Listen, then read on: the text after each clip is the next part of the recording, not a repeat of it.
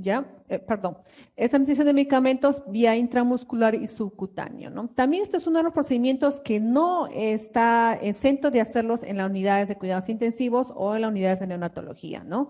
También administramos medicamentos por vía intramuscular y por vía subcutánea. Entonces es importante que tengamos presentes los cuidados que debemos de tener para realizar procedimientos. Primero vamos a hablar de la administración intramuscular. Vamos a separarlas porque cada uno de ellos tiene sus propias particularidades, ¿no? Por ejemplo, la administración intramuscular. Dice la explicación de inyecciones, ¿no?, intramusculares en niños tiene gran importancia, ¿no?, dado que con el avance de la medicina moderna, nuestros niños desde que nacen son sometidos a múltiples inyecciones o vacunas contra enfermedades. Casi cerca de los 18 meses, cerca de los 18 meses de edad ya pueden haberse aplicado de 20 o más inyecciones. Tengan en cuenta, incluyen varios medicamentos y en las vacunas también, ¿no? Incluso en una visita pueden aplicarse varios medicamentos intramusculares, debiendo hacerse en sitios anatómicos separados, ¿no? Literalmente nuestros niños han llegado a ser unos niños alfileteros, le llamamos así, es un poco triste, pero bueno, se están convirtiendo en niños alfileteros debido a la cantidad de medicamentos que tenemos que administrar antes de los 18 meses.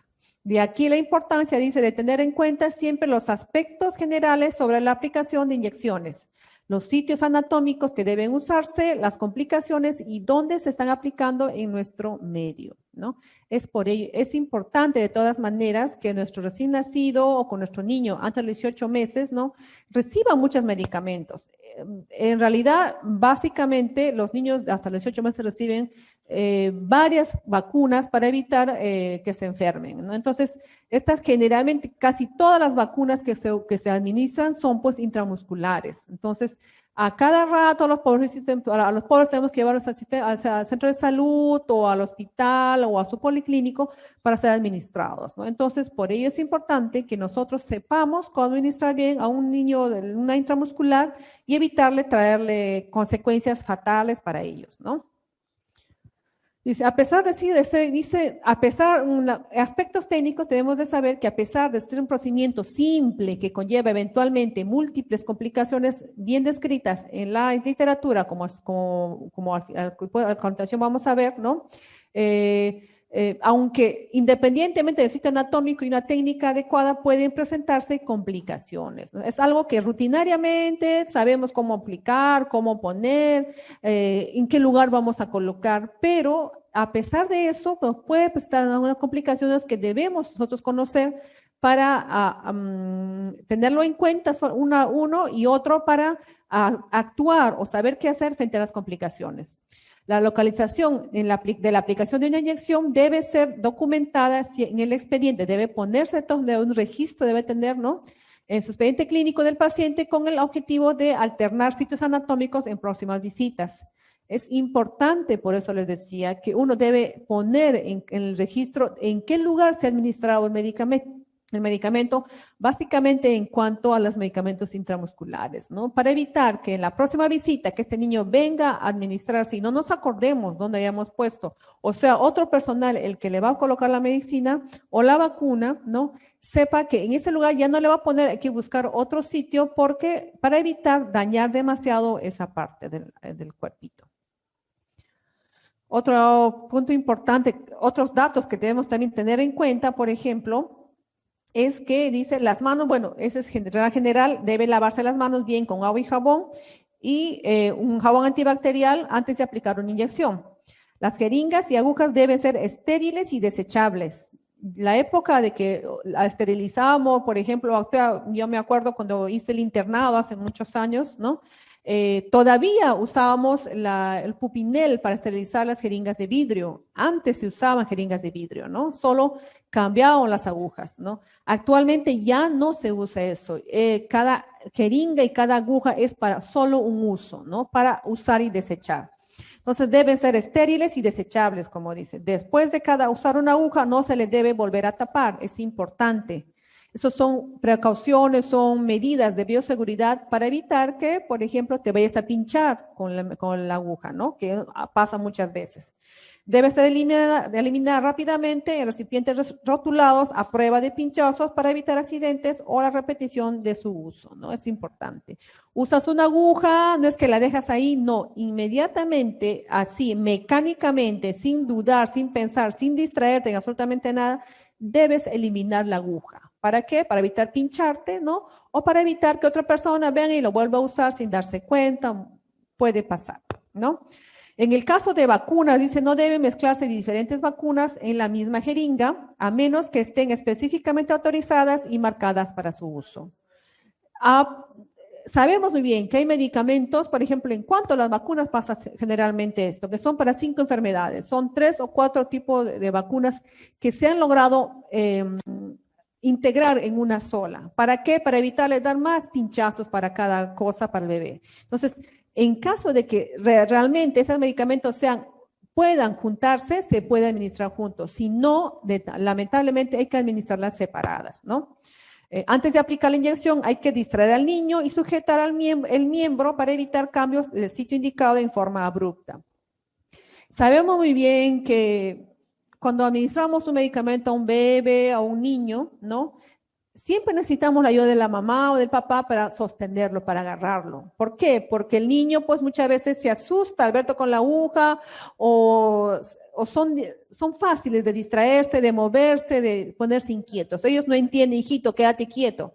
Lamentablemente no entienden. Hay que sostenerlo, hay que agarrarlos bonito, hay que distraerlos o ponerlos al pecho de la madre para que estén y distraídos con eso, tomando su pecho del pecho de la madre, para administrar y evitar que por un movimiento brusco podamos lesionar el músculo o se nos pueda romper la aguja también dentro del músculo del bebé, ¿no?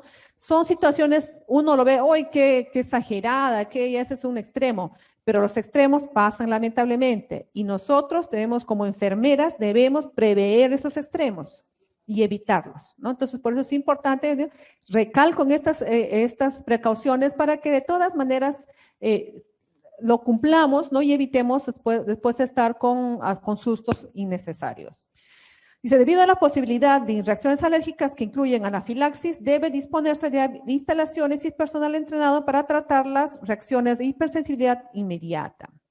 Normalmente, por ejemplo, no sé si les ha pasado cuando hayan administrado, por ejemplo, la BCG o un medicamento, te hacen una pequeña prueba para ver si no eres alérgico a ese medicamento, ¿no? Es importante, de todas maneras.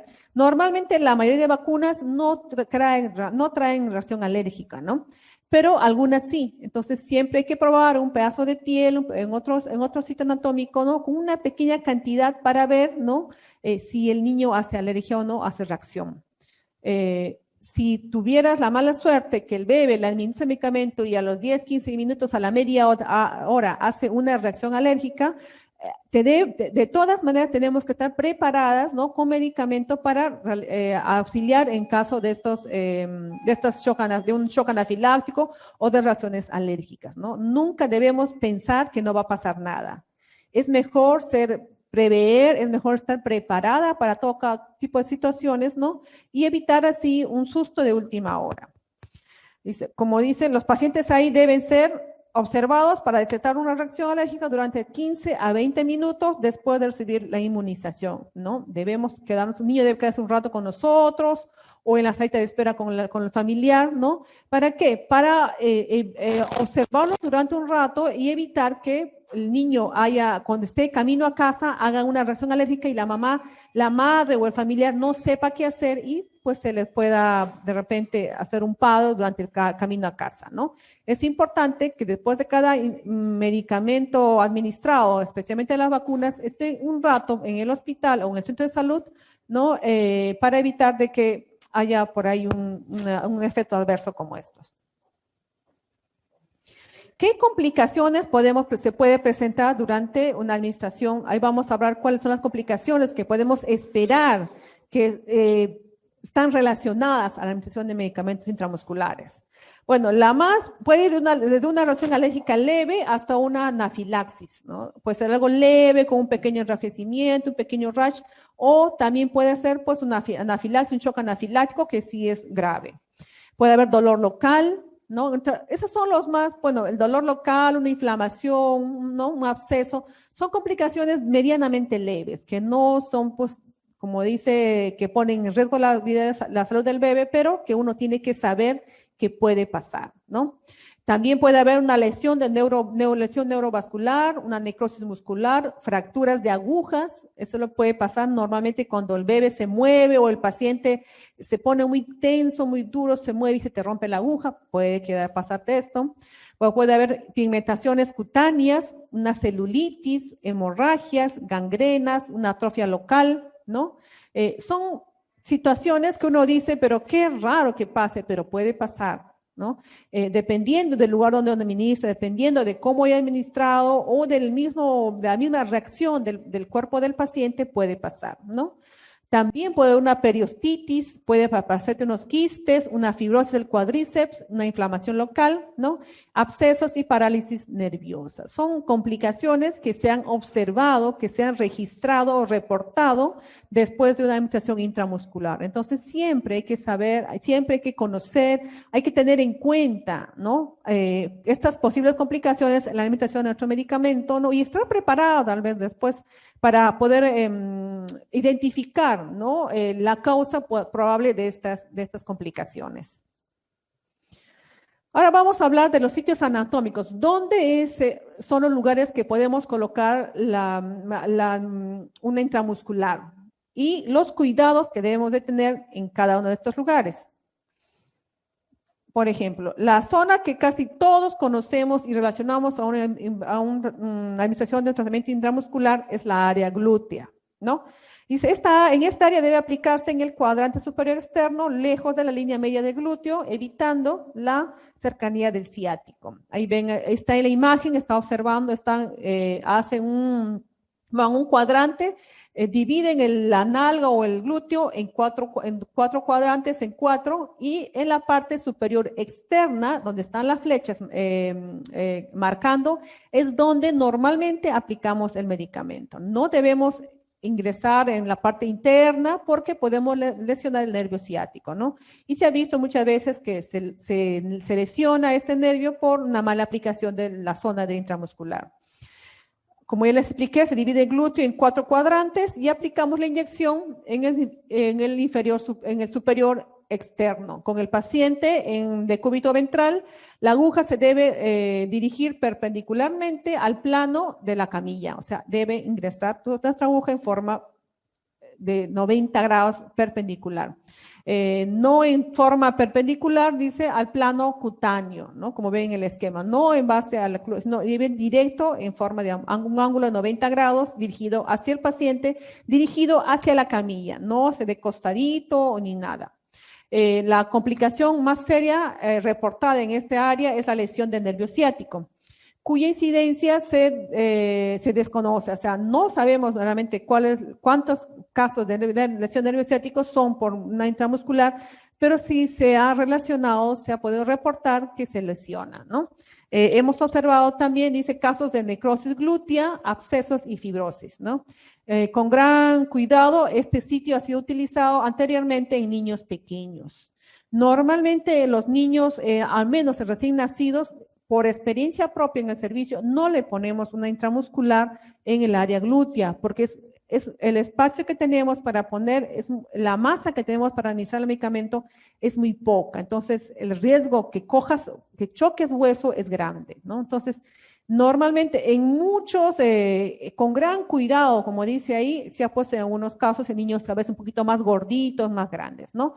Pero peor, a nuestros prematuros, ni qué pensarlo. Eso hay que saber dónde colocarlo, ¿no?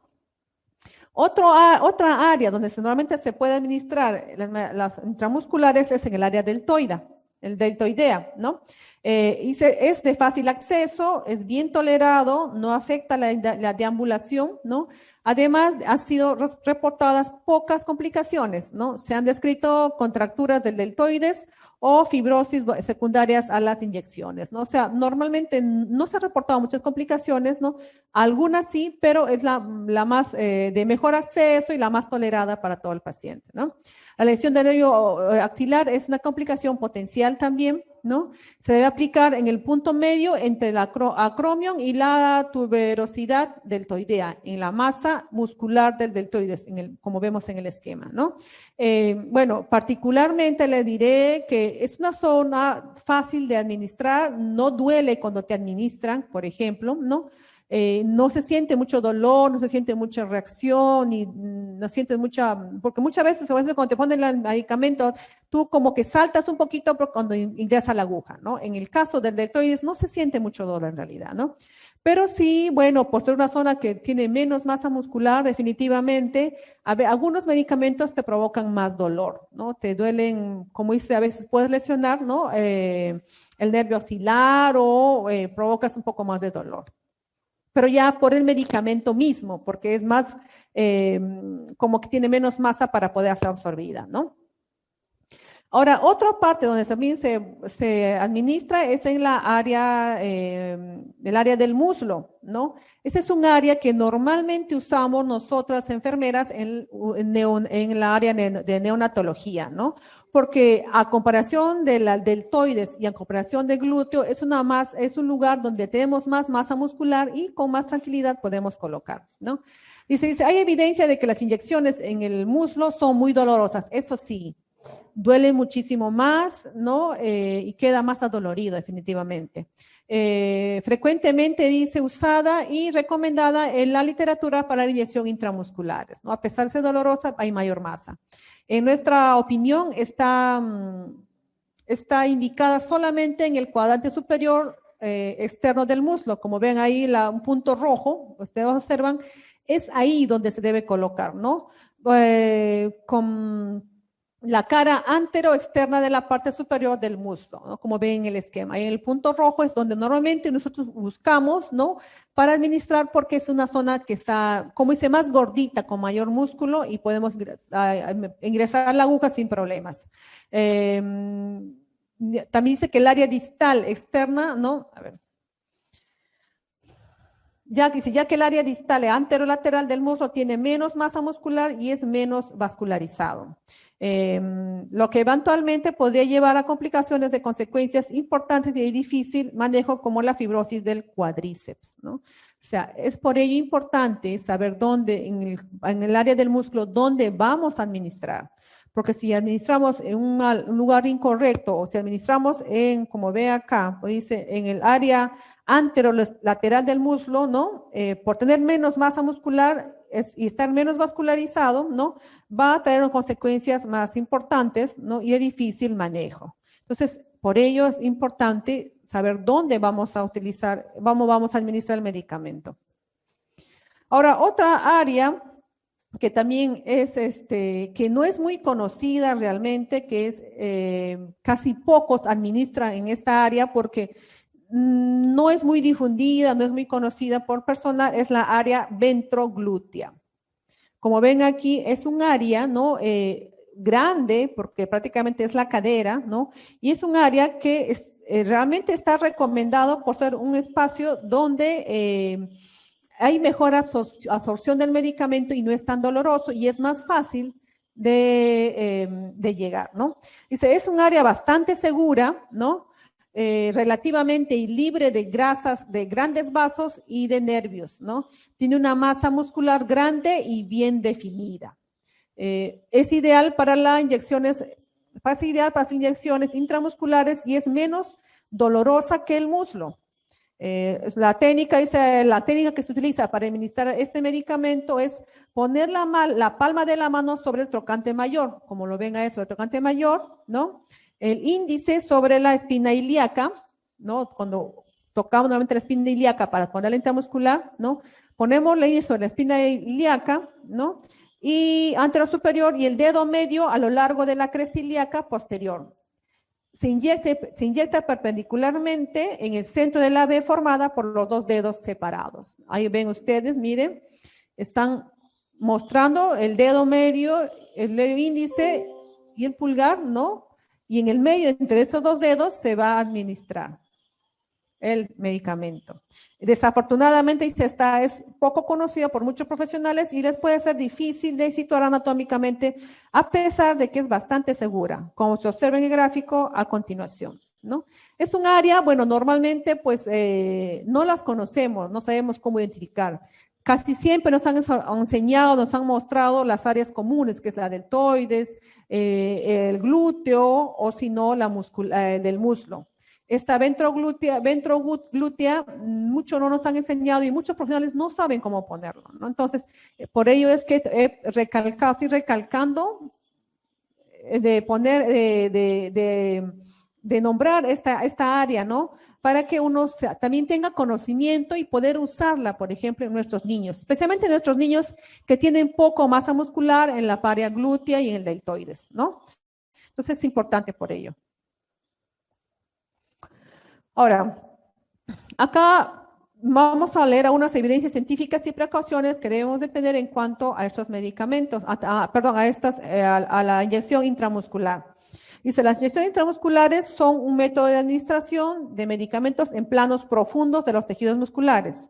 Esta vía de administración proporciona una acción rápida y una absorción sistémica en dosis relativamente grandes de hasta 5 mililitros en los sitios apropiados, ¿no? La capacidad que, ¿vale? O vamos a ver, le voy a decir cuál es la capacidad de cada zona de absorción, pero la capacidad que uno puede administrar en una inyección intramuscular es mayor, ¿no? Hasta 5 mililitros. Entonces, es una buena elección para administración de medicamentos. La zona ventroglútea, digo, tiene mayor espesor, lo que le decía, la ventroglútea, porque está casi en la cadera, ¿no? Tiene mayor espesor, no está cerca de ningún punto de conflictos, ¿no? O de nervios, como dice, es capaz de absorber grandes volúmenes de medicamentos y tiene la profundidad más consistente de tejido adiposo, reduciendo la administración subcutánea inadvertida, que nos puede pasar también. Es ideal para los antibióticos, antieméticos, inyecciones profundas oleosas y los narcóticos y sedantes, ¿no?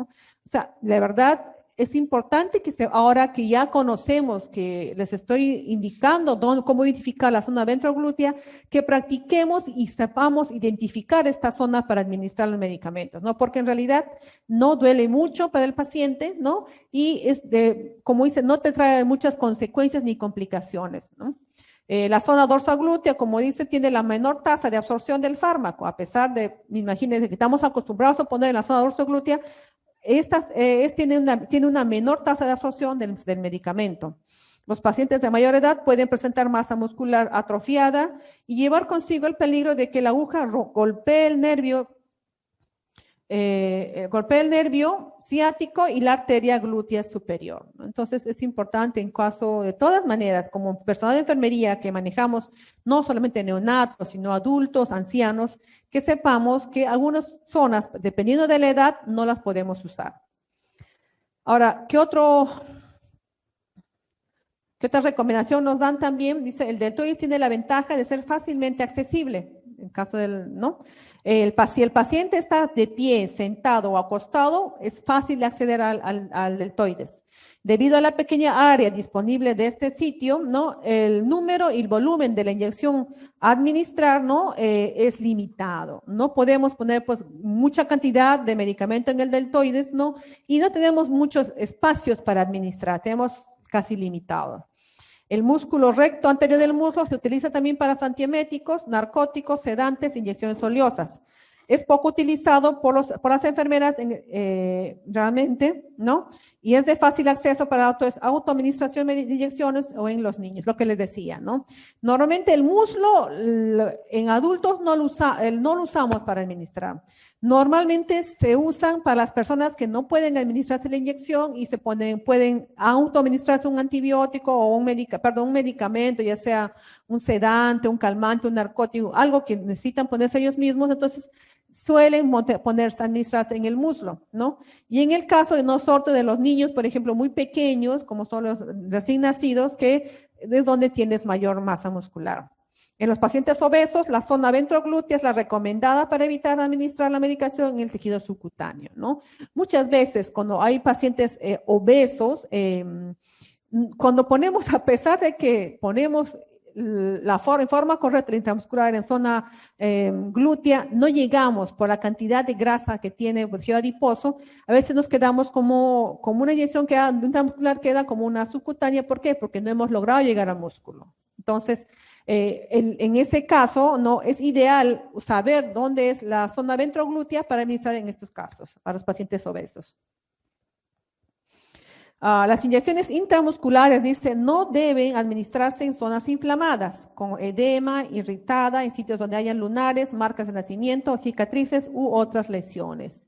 Siempre hay que procurar buscar, cuando pongamos una inyección intramuscular, una zona limpia, una zona que lo palpemos y esté suave, que no tenga, como le llamamos normalmente, callitos, ¿no? O que esté en una lesión o algo así.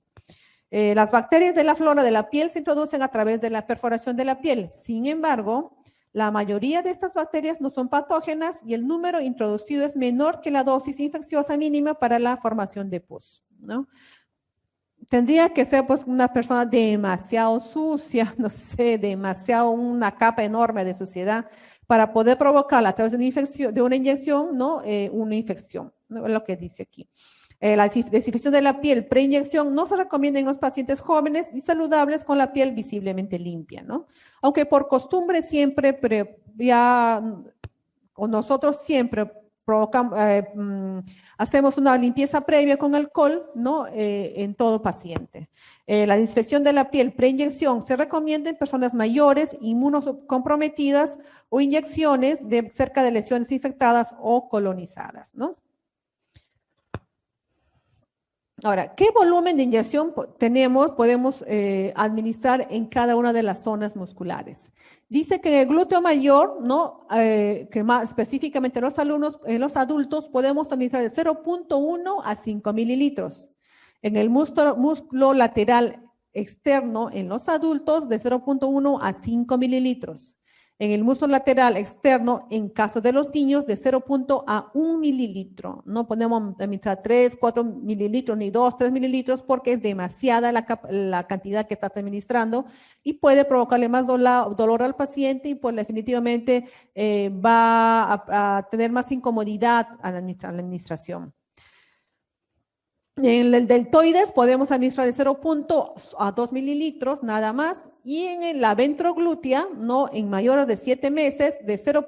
Hasta 5 mililitros. Como ven, la zona ventroglútea, al igual que la glútea mayor, ¿no? Y el músculo lateral externo, nos permite una mayor cantidad de volumen de medicamento que uno puede administrar, ¿no? Pero definitivamente ya les he dicho que la zona ventroglútea es la que es menos dolorosa y que nos provee mejor absorción.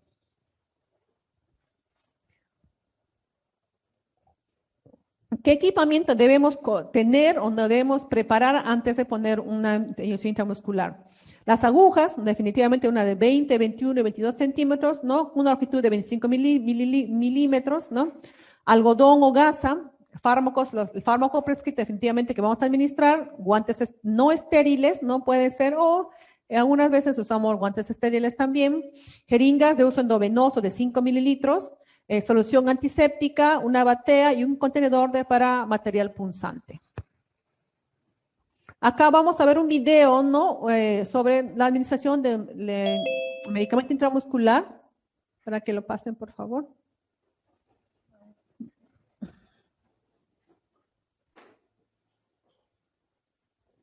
Que nos van a explicar cómo se administra el medicamento intramuscular con un muñeco, ¿no? Administración de medicamentos por vía intramuscular. Definición. Es la administración de medicamentos por medio de una inyección en el tejido muscular. Equipo. Bandeja con riñón, jeringas, dependiendo del volumen que se vaya a administrar, y solución a inyectar. Aguja 19G, de preferencia, para la preparación del medicamento. Aguja número torulero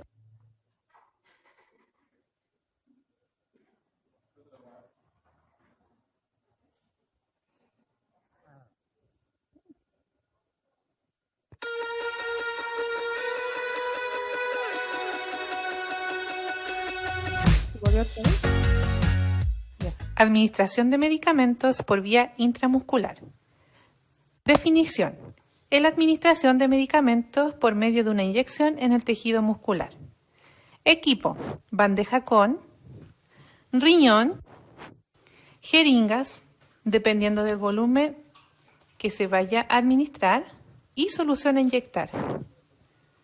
Aguja 19G, de preferencia, para la preparación del medicamento. Aguja, número, longitud y bisel según corresponda. De preferencia, intramuscular número 21G por 1 o 1,5. Torulero, tarjeta o tarjetón de indicación,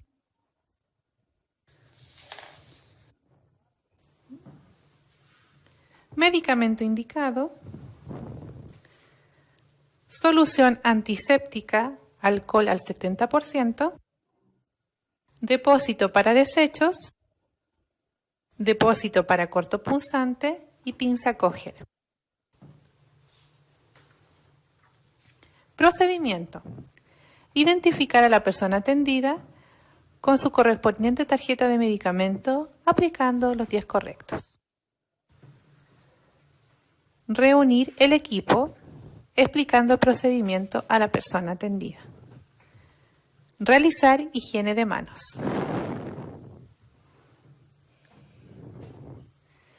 Preparar el medicamento según técnica.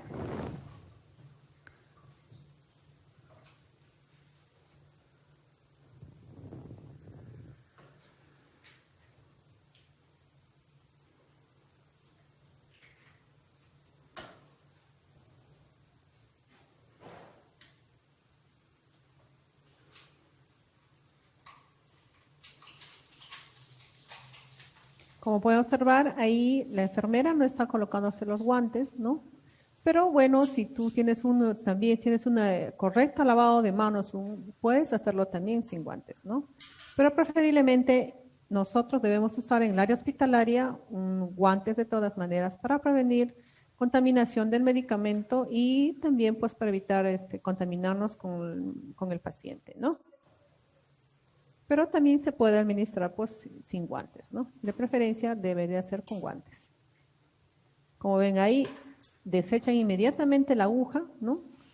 Y colocan la aguja que van a administrar, con el que van a administrar. Siempre hay que cargar con uno y hay que administrar con otra aguja que esté limpia. Seleccionar sitio a puncionar.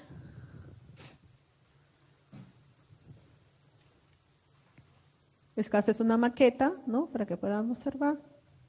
Mira, está delimitando su cuadrante externo. Y pincelar la piel con solución antiséptica, más o menos 5 centímetros de diámetro. Esperar su secado.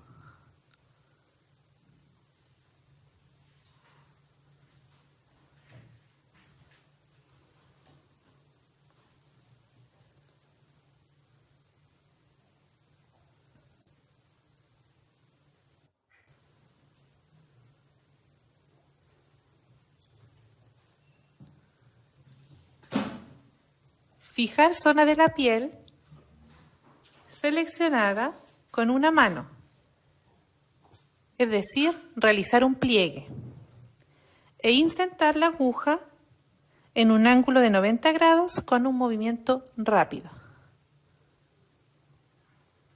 Soltar pliegue y aspirar la jeringa suavemente, observando que no refluya sangre, e inyectar la solución indicada manteniendo la aguja inmóvil.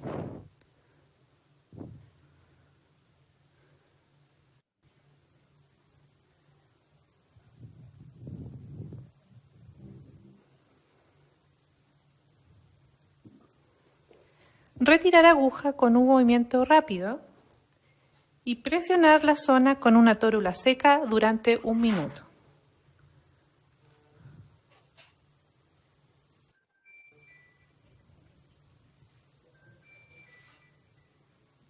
Dejar cómoda a la persona atendida, retirando el equipo de la unidad,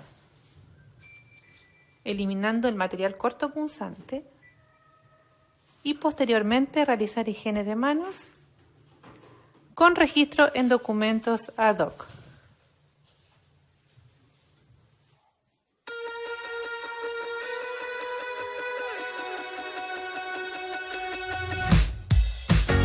Hayan visto un video, bueno, con una maqueta, ¿no? De cómo se coloca una inyección intramuscular, la forma correcta como colocar un medicamento, ¿no?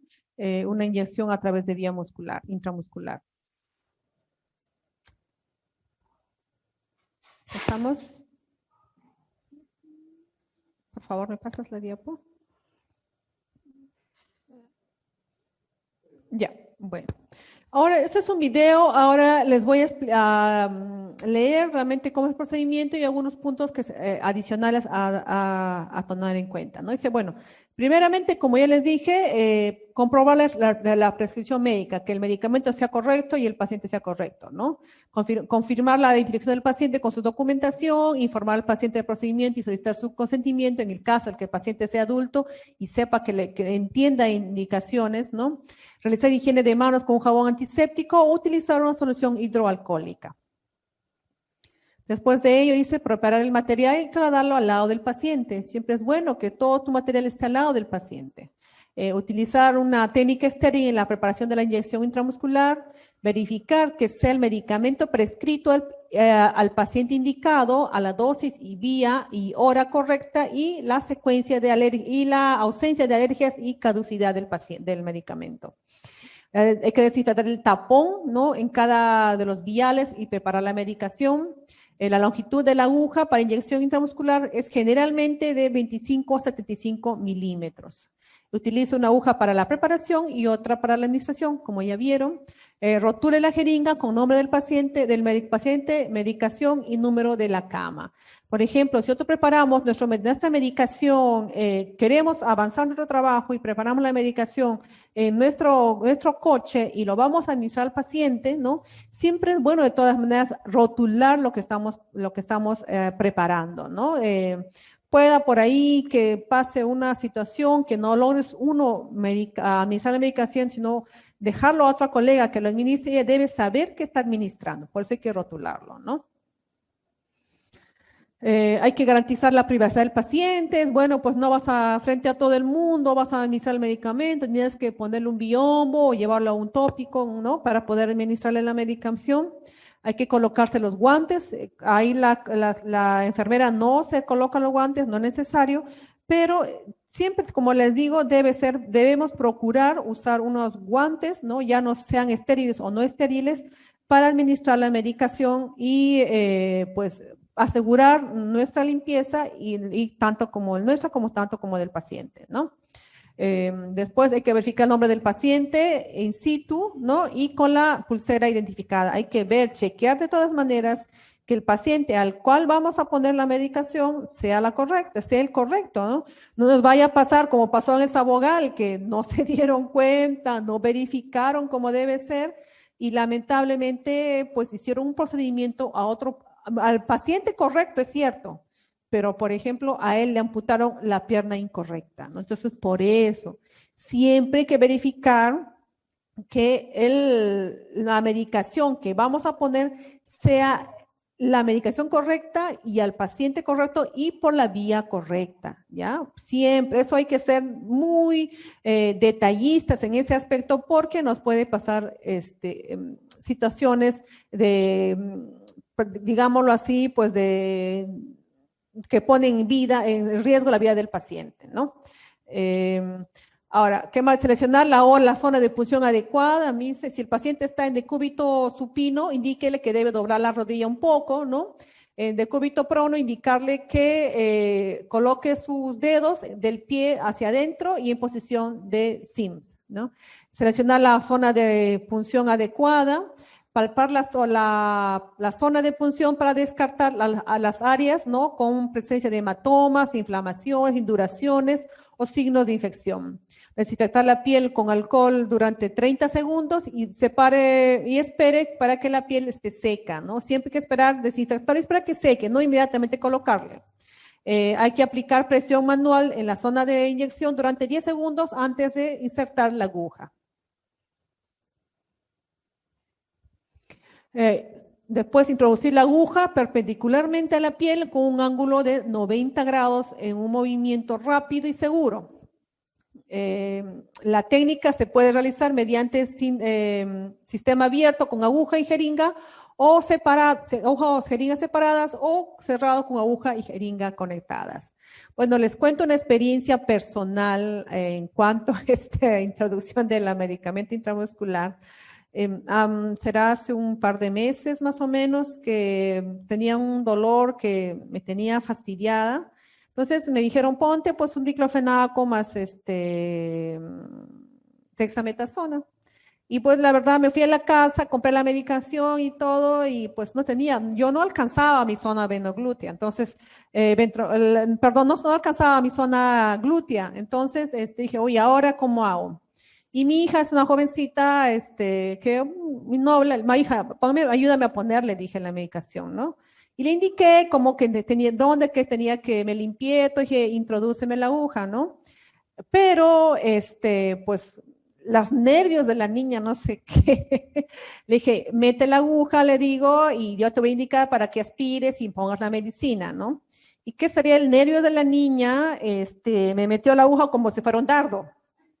Me hincó así y pues la impresión de ver que me metiera el medicamento, la jeringa como un dardo, me hizo saltar y la pobre se asustó y lo sacó la aguja. Le dije, bueno, mi reacción al inicio fue reírme porque era realmente curioso que ella pues me hincara como un dardo y me lo sacara inmediatamente. Entonces dije, no, Romina, le digo, por favor, cálmate y vuelve a poner.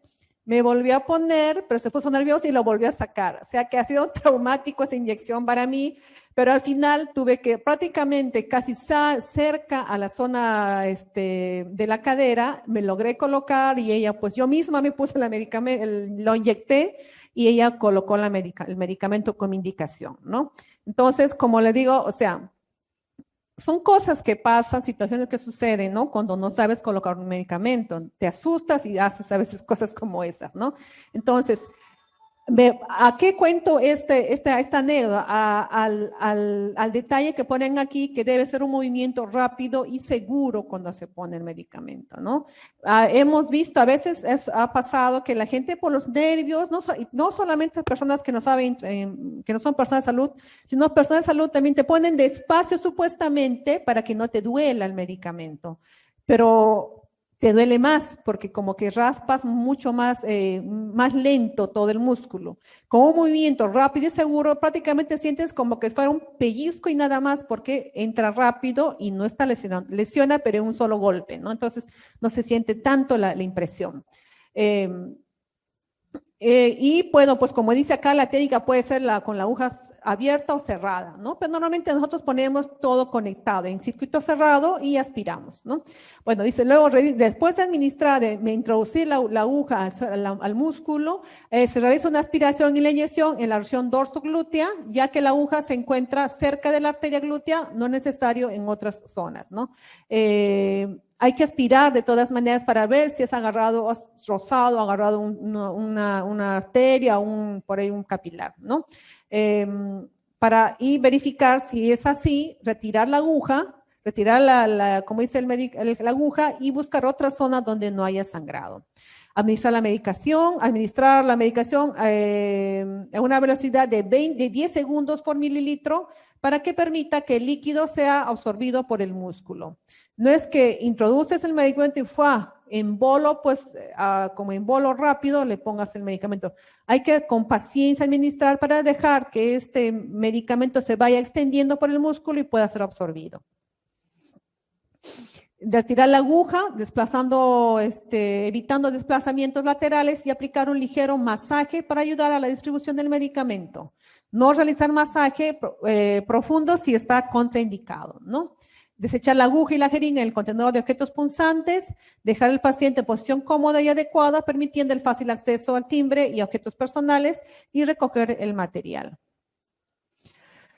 Hay que retirarse los guantes, ¿no? Realizar un lavado de manos con jabón antiséptico o la solución hidroalcohólica. Enseñar al paciente y familia sobre algunos recomendaciones, algunos puntos que tienen que tener en cuenta ellos, como por ejemplo, por las posibles reacciones a la medicación administrada, y sus precauciones, a vigilarle el área de la zona de punción por si aparece irritación local o signos de infección. Hay que decirle, señora, si esta zona está caliente o se le ve muy enrojecida o se hincha, tiene que avisar, ¿no? A detectar y reportar oportunamente la presencia de dolor y ardor en sitio de punción. Reforzar la información sobre las horas de administración, el nombre del medicamento, el propósito y el efecto de los medicamentos, ¿no? Y finalmente registrar el nombre del fármaco, la vía de administración, la hora de administración, el nombre y firma de la enfermera y la que la administra, y así como la respuesta e incidencia frente al medicamento administrado. Ahora vamos a hablar un poco rápido porque ya estamos llegando casi el tiempo, sobre la administración subcutánea, ¿no? Que bueno, es parecida, ¿no? Dice, ¿cómo poner correctamente una inyección subcutánea? Tras haber explicado cómo poner correctamente una inyección intramuscular, vamos a contar ahora cómo hacerlo cuando la medicación va a quedar a nivel subcutáneo. Es algo más sencillo que el anterior, pero que necesita igualmente consejos previos para evitar reacciones indeseadas, ¿no? ¿Qué es una inyección subcutánea? La inyección subcutánea introduce en el fármaco prescrito en una de las capas más superficiales de la piel, donde hay tejido adiposo, donde hay grasita, ¿no? Al ser tan superficial, la aguja que se utiliza son pequeñas y el dolor es inferior a las inyecciones intramusculares, definitivamente. Al haber poco flujo sanguíneo en el tejido adiposo, el medicamento va a ser reabsorbido de forma más lenta y a veces más de 24 horas. O sea, las inyecciones subcutáneas demoran más tiempo en ser reabsorbidas. ¿Qué medicamentos administramos en la inyección subcutánea? Por ejemplo, tenemos la insulina para los diabéticos, los anticoagulantes, los fármacos para la fecundidad, tratamientos para enfermedades reumatoideas, vacunas del calendario para niños y vacunas para las alergias. ¿En qué parte podemos administrar inyección subcutánea? Dice, existe gran variedad de zonas corporales donde podemos administrar una inyección subcutánea. Cuando son inyecciones diarias, lo ideal es que no pinchemos reiteradas veces en la misma zona, con el fin de evitar dañar la piel y causar lipodistrofias, ¿no? Recomendamos ir alternando la zona corporal. Conozcamos las más frecuentes. ¿Qué zonas tenemos para administrar? Una de esas es la zona del brazo. Es en la zona lateral y posterior del brazo, como ven, adelante, lateral y posterior, ahí están marcadas las zonas, ¿no? 4 dedos por encima del codo y 4 dedos por debajo del hombro. Ese espacio, en realidad, por ejemplo, en un adulto, tenemos un espacio no tan pequeño, ¿no? Pero en el caso de nuestros niños o de recién nacidos, en realidad se acorta la cantidad del espacio que podemos administrar, ¿no? Otro espacio donde podemos administrar es el muslo también, ¿no? Es su zona anterior, 4 dedos por encima de la rodilla y 4 dedos por debajo de la cadera, como ven marcado ahí. Y en el abdomen, que es alrededor del ombligo, 3 dedos a la derecha del ombligo y 3 dedos a la derecha del ombligo también. O sea, hay que dejar un espacio, el ombligo, hay que circundarlo 3 a la izquierda, 3 a la derecha, y en toda esa zona es donde podemos administrar un medicamento subcutáneo, ¿no?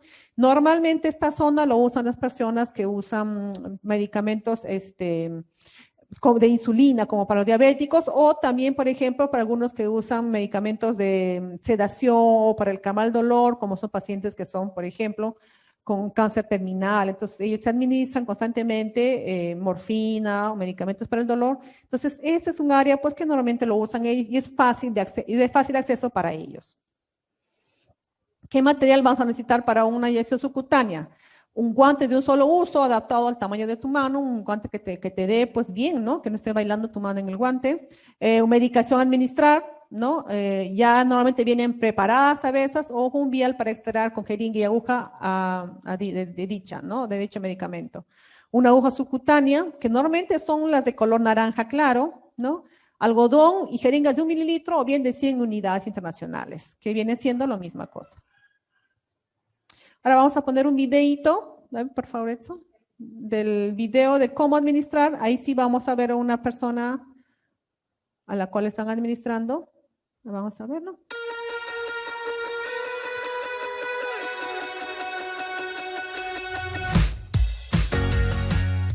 Procedimiento: administración de medicamentos por vía subcutánea.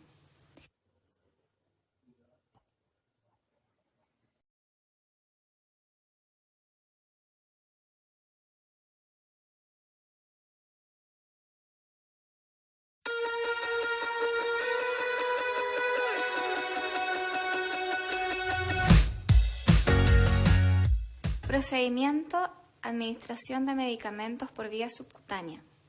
Definición. Es la inyección de no más de 12 ml de solución de un medicamento en el tejido celular subcutáneo. Equipo.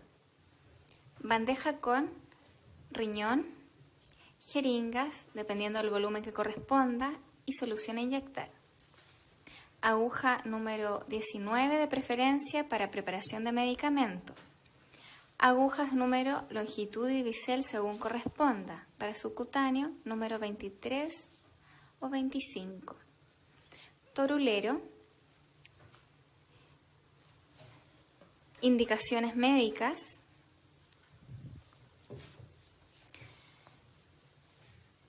Medicamento indicado.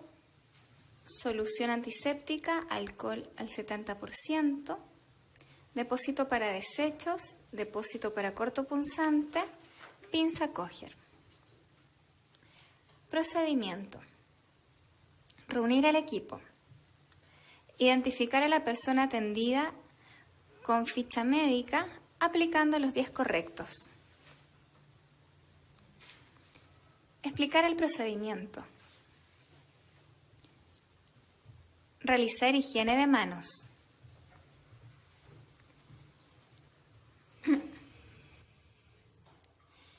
Preparar medicamentos según presentación de este.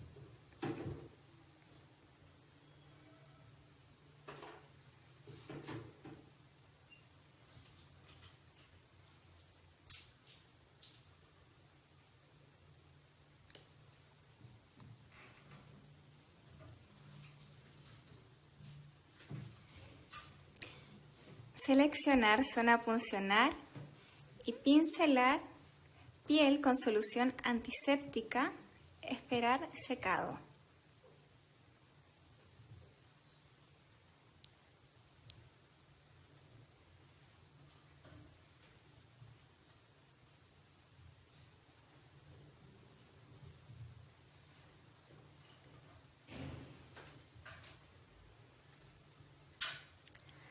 Hacer pliegue con la mano de 2,5 centímetros en sitio de punción e insertar aguja en ángulo de 45 o 90 grados según largo de la aguja y volumen de tejido graso. Mantener pliegue y asegurar que no refluya sangre. Soltar pliegue al momento de administrar medicamento.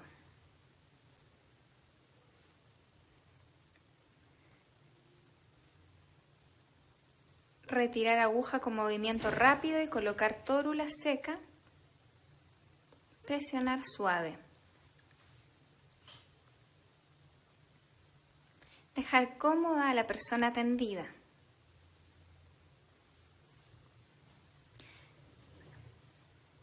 Retirar el equipo de la unidad. Eliminar material cortopunzante según normativa.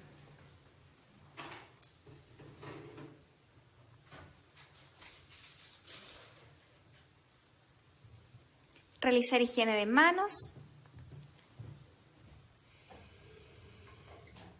y registro en documento ad hoc.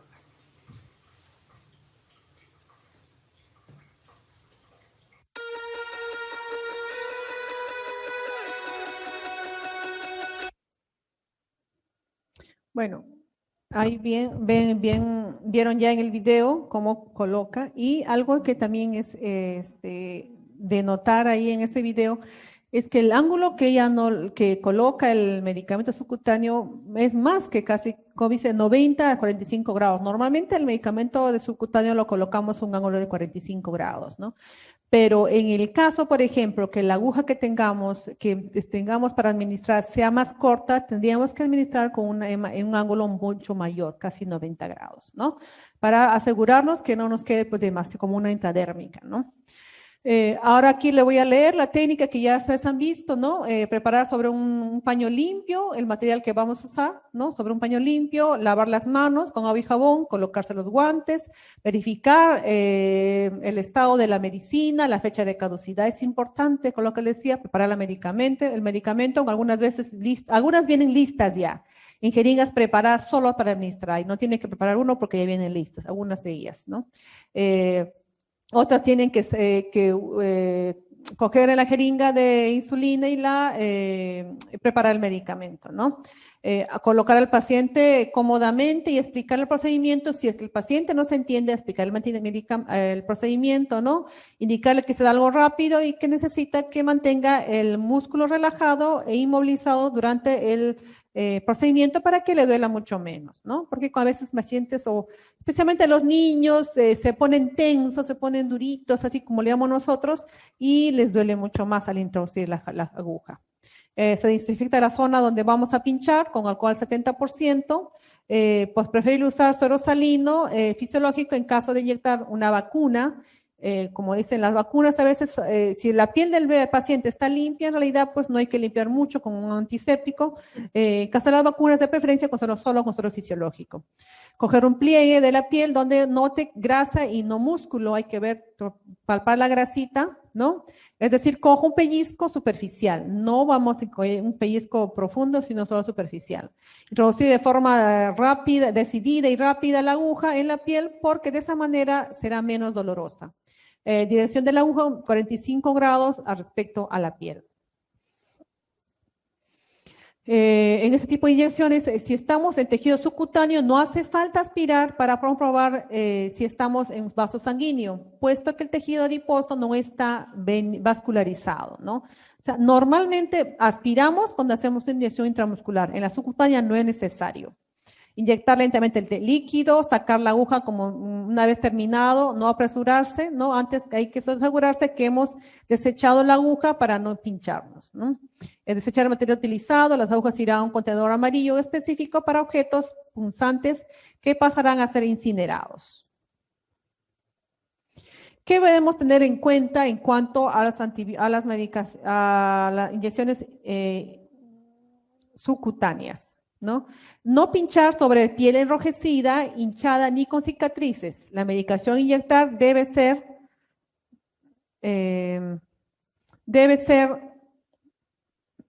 recetado por un médico, ¿no? Siempre es importante, todo medicamento debe tener indicación médica, porque si no, corremos el riesgo de que nos acusen de mala praxis, ¿no? Porque administrar un medicamento que no esté indicado.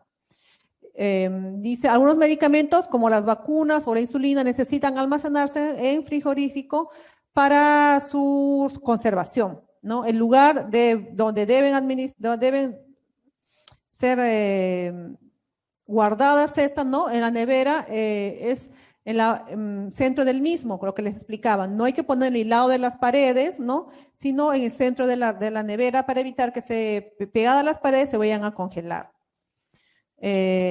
No hace falta frotar con el algodón sobre la zona de la piel donde se ha inyectado, solo hacer una pequeña presión. Si el vial del medicamento se puede utilizar por más de una dosis, ponga la fecha y hora del día de inicio en la etiqueta, ¿no? En caso que sea así. Debemos tener en cuenta, por ejemplo, no hace falta frotar con lo que le decía, con algodón, ¿no? En algunas inyecciones subcutáneas ya cargadas como Clexane o Libor, no necesitan expulsar la pequeña burbuja, ¿no?, de aire que presenta la jeringa, puesto que ese mismo aire sirve como tapón una vez que se inyecte el tejido al tejido subcutáneo, para que no se salga la medicación. No sé si han observado o han tenido la oportunidad ustedes de manejar estos medicamentos ya que vienen preparados, tienen una pequeña burbuja, ¿no? Dicen, uy, pero le vamos a meter una burbuja, ¿qué puede pasar? Algo le va a suceder a mi paciente, uno quiere botar la burbuja, perdón. Y eso tiene un objetivo, que es sellar su sitio de punción, ¿no? Para evitar que el medicamento se salga, porque puede pasar, ¿no? Que por el orificio donde hayas puesto pueda salirse la medicación. Las personas anticoaguladas que toman medicación como el Sintrom o un anticoagulante, ¿no? Necesitan una presión de algodón sobre la zona tras la inyección durante al menos 3 minutos para evitar sangrados, ¿no? O sea, hay las personas que necesitan una subcutánea y son anticoaguladas, no es que le pones el medicamento y le das una pequeña presión y lo sueltas, no. Hay que dejar un rato presionado o decir a la persona a la cual estamos colocando en la subcutánea que mantenga presionado por un rato, ¿no? O pues si la persona no puede ayudarnos o no entiende y necesitamos hacer otras cosas, podemos poner en unas casas un esparadrapo encima del algodón, ¿no? Haciendo presión para evitar que sangre. Hay que también tener atención a los posibles mareos de las personas que son susceptibles, que son nerviosas, las que se ponen, pues ya la vida se les va cuando le ponemos un medicamento. Entonces, siempre, si tenemos una persona tan nerviosa, tan asustadiza, que no quiere que cuando la ve la aguja ya se le abran los ojos terriblemente, a estas personas hay que tratar, hay que observarlos y tratar de ponerlos cómodos, sentarlos o echarlos, ¿no? Para evitar que por los nervios le dé por ahí un desmayo o un vaído, ¿no? Entonces, siempre hay que tratar, hay que prever eso y pues tener seguro a nuestro paciente, ¿no? Al cargar o preparar la medicación, la punta de la aguja utilizada se desafila, por lo que conviene utilizar una aguja para cargar la medicación y otra para inyectar al paciente. Si la medicación estaba en la nevera, debe mantenerse a temperatura ambiente durante unos minutos y frotarlo enérgicamente entre nuestras manos. Todo el material que se utilice debe ser desechable de un solo uso. Importante, muy importante. Cambie la ubicación de la piel donde se pincha. Las inyecciones reiteradas sobre la misma zona de la piel pueden dañarla. Dejar al menos un pulgar entre zonas de inyección. Es interesante esto, ¿no?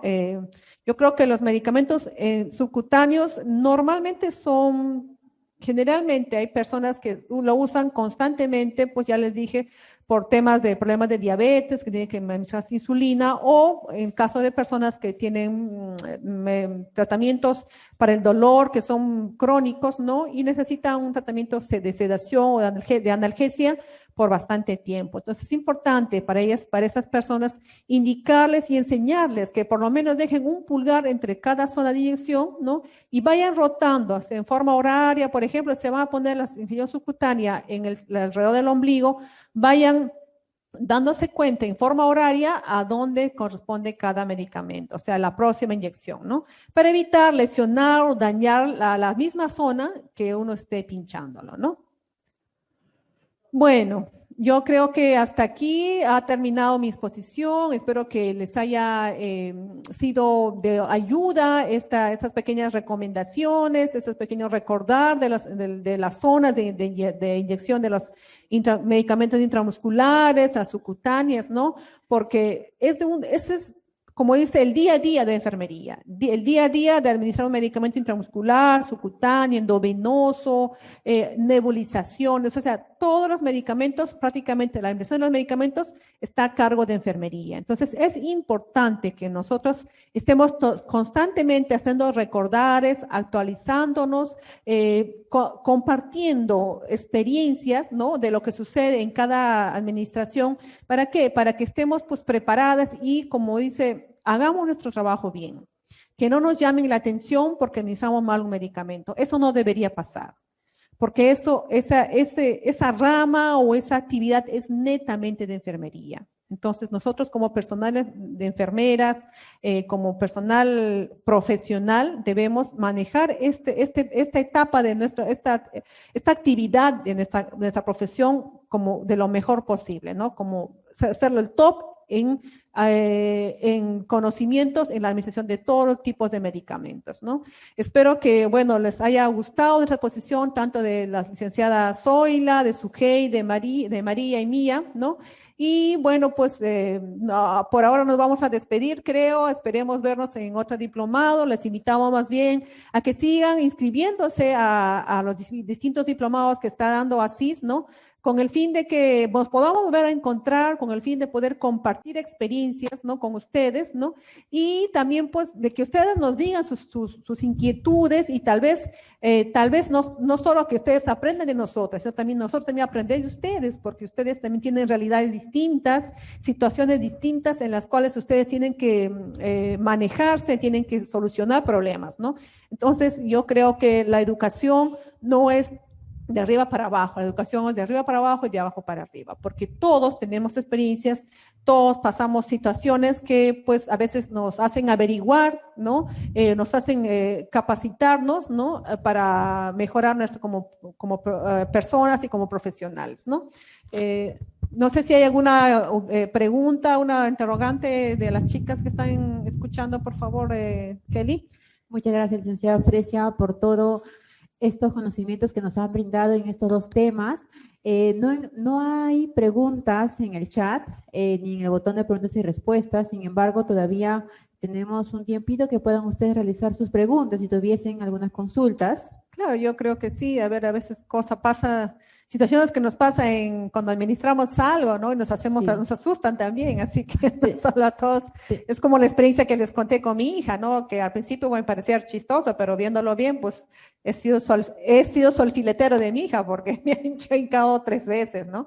Pero son cosas pues que la verdad, por ejemplo, en esa experiencia mía, yo no sabía sinceramente que existía la zona ventroglútea, o sea, a mí no me la habían explicado nunca.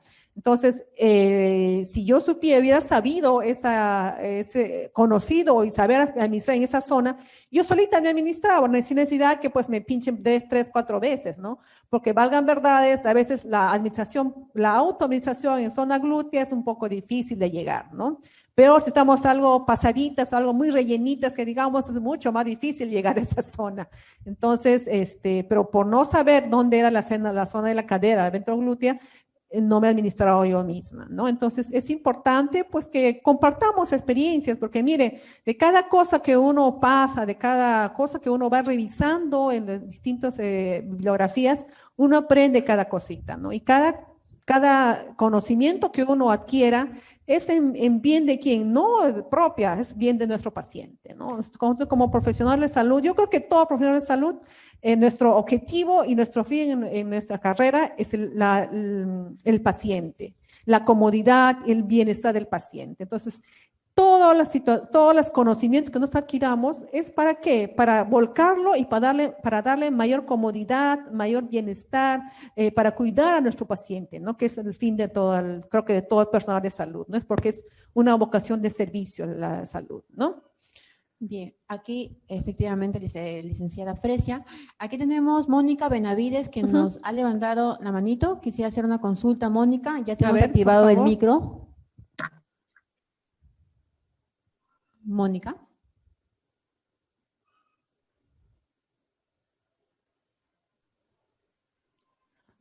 Mónica, buenas tardes. ¿Quisieras hacer alguna consulta? Disculpe, licenciada, se me quedó sin querer, pero nada más quería agradecer a la comunidad. ¿Aló? Aló, te escuchamos, Mónica. A ver, dinos, cuéntanos tu experiencia. ¿Dónde trabajas tú?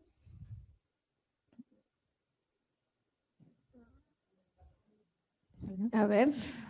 Queremos escuchar. Si ustedes quieren opinar, hablar algo, díganos, por favor, porque estábamos acostumbradas hasta antes de la pandemia de hacer unas clases presenciales, había mayor, como nos agradaba verlas a todas. Veíamos a unas muy atentas y a otras dormidas, las caras de algunas de sorpresa, otras de que, uy, esto ya la sé, me estás diciendo, me estás contando un cuento, ¿no? Sí, era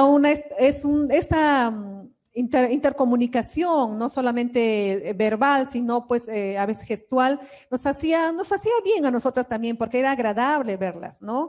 Y pues también compartíamos sus experiencias, porque muchas eran también enfermeras y enfermeros de unidades de cuidados intensivos de hospitales grandes, como el 2 de Mayo, ¿no? O el Cayetano. Entonces, ellos también decían, señora licenciada, mire, yo hago esto, yo hago el otro, o había por ejemplo, procedimientos que ellos no hacían y querían saber, nos preguntaban cara a cara, ¿no? Y era muy bonito eso en realidad, ¿no? Entonces, bueno, lamentablemente la coyuntura y este virus nos ha hecho que no podamos vernos físicamente, pero bueno, gracias a Dios, hay esta plataforma como son el Zoom, ¿no? Que nos permite también, no tal vez vernos, pero, o sea, yo no las puedo ver, pero sí las puedo escuchar, ¿no? Entonces, si alguien quisiera decir algo, ¿no? Dijera, hola, acá estoy, sería interesante, francamente, escucharlas, ¿no? Bueno, Mónica, en su breve comunicación les agradeció a todos ustedes por la excelente ponencia que vienen realizando, que han realizado durante estos 8 meses. Ya. Y bueno, como dice la licenciada Fresia, es importante que haya un feedback, ¿no? No solamente es que la ponente se quede aquí, que hable, no, sino que también que ustedes compartan todas sus experiencias. Claro. Y de esta manera que sea más fructífera, ¿no? El desarrollo del diplomado, que el día de hoy, lamentablemente, pero felizmente también, porque terminamos el diplomado de enfermería en cuidados intensivos neonatales. Entonces, si no hubiese ninguna otra consulta o contarnos su experiencia, Edson, podemos ver lo que les decía.